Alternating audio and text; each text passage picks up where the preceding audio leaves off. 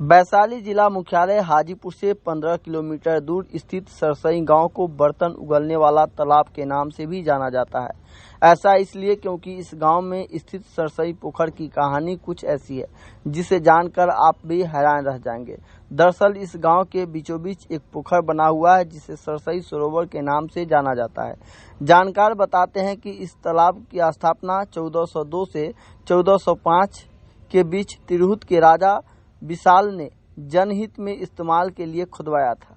यह भी बताया जाता है कि यह तालाब 52 बीघा में बना था और इसके चारों तरफ फलदार पेड़ लगे हुए थे, लेकिन अब जहां इस सरोवर का आकार छोटा हो गया है वहीं पोखर के किनारे पेड़ भी नहीं बचे हैं।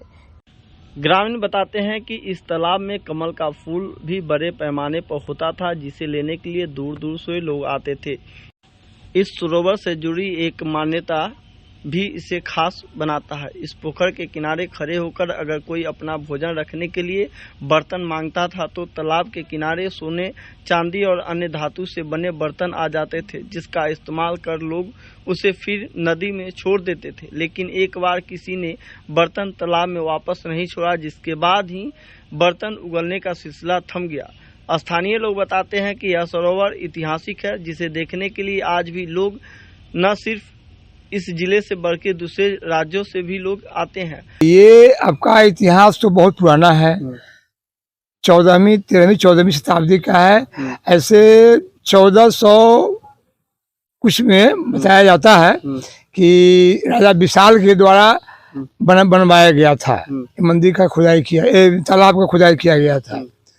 और यहाँ में इसमें जितने भी तालाब के चारों साइड वो औषधीय पौधा को ही लगवाए थे, जो अभी हाल में लगभग 25 साल 30 साल पहले यहाँ तक वो होते थे।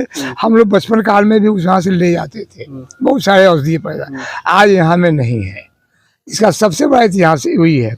और ये इसका तालाब का क्षेत्रफल है 52 बीघे का है। जो पुराना सर्वे के अनुसार ये 52 बीघा में तालाब फैला है। अब इसका मापी किया जाए तो शायद यह अतिक्रमित हो चुका है। सरकार की उदासीनता के कारण ये हम लोग सिमटते जा रहे हैं।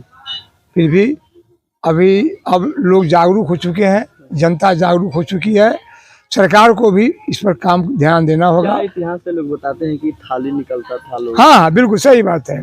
इसमें कोई भी जिसमें हमें बसावट जनता का लोगों का नहीं था, उसमें कोई भी आता था, ठहर गया यहाँ में रात को, उसको खाने उने के लिए अपना सामान तो लाता ही था। बर्तन अगर नहीं मिलता है तो इनके किनारे में कोई कह देता था भैया आप उनसे मांग लो, तो उनसे जाकर आग्रह करता था, हे गंगा मैया हमको बर्तन चाहिए। तो उनके लिए सोना का कटोरा है, लोटा है, या जितना आवश्यकता होता था उतना वह धार पर आकर किनारे में आ जाता था। काम करने के बाद अपना काम किया, उसके बाद उसको साफ करके फिर पुनः किनारे में डाल देता था, फिर अंदर वह उससे चला जाता था। परंतु एक समय ऐसा आया कि वो कोई दुष्ट आत्मा आए और अपना काम किया, उसको लेते ही चले गए। उसके बाद से इसमें थाली आना बंद हो गया, बर्तन आना बंद हो गया। इसमें कमल का पेड़ होने लगा, जो बहुत बड़ा बड़ा पेड़ होता था। 14 कोस की दूरी में जितने भी फंक्शन होता था पहले पत्ता लोग यहीं तोड़ कर ले जाते थे। आज वह नहीं है। उसका सामाजिक उदासीनता या सरकार की उदासीनता के कारण इसका रख रखाव से। पोखर को देखने आते हैं लोग आज? हाँ, आज भी आते हैं। आपका बहुत दूर से पोखर से लेकर के, और ये मंदिर बन चुका है 171 फुट के बन रहा है, इसको लेकर के दूर दूर से लोग आते हैं। खास करके नेपाल हुआ, हमारे अमेरिका से लोग आए हुए हैं। अभी इस साल में अभी नहीं आए हैं, अब आ जाएंगे। ठंडा का समय आएगा तो आएंगे वहाँ से। और नेपाल से तो बराबर लोग आते ही रहते हैं। बंगाल है, असम है, दिल्ली है, मैंने भारत के अधिकांश राज्य से लोग यहाँ आ चुके हैं। राजा विशाल के समय जी, राजा विशाल के समय। ऐसे इतिहास में उनके खोज करने पर तो वही मालूम होता है कि विशाल के समय ही तालाब है और ये औषधीय ही गुण था इसमें। नाम बता दीजिए। अपना नाम महात्मा शंभूनाथ शर्मा हुआ।